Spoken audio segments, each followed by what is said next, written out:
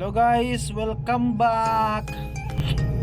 Ito guys, ginagrinder namin yung manifold ng main engine. Kasi ang problema ng main engine namin guys, masyadong mainit yung mainit ang suspect nila,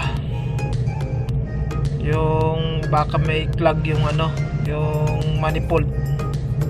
Kaya kinatay namin guys, nupira namin at sinilip namin ang loob. Wala naman guys, wala naman bara, kaya useless ang pagkatay namin. Ayan, kaya ganyan nangyari, kinatay namin tapos binalik, winelding. Kapagod lang guys, dami ang ginawa namin yan guys, dami naming inimbestigahan na kung ano nangyayari sa makina, bakit umiinit na sobra. Ilang beses na kami tumirik,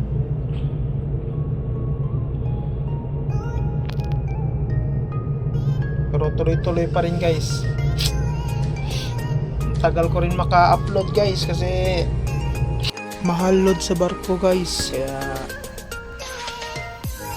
hindi ako nakakapag-upload. Kaya ngayon lang nag-upload, nagkataon na mura yung load dito sa may Russia.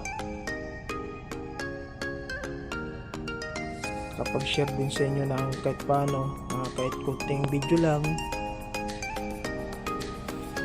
tapos pusoy pa sa trabaho. Pero okay lang guys, basta makapag-upload para sa inyo guys, para may reference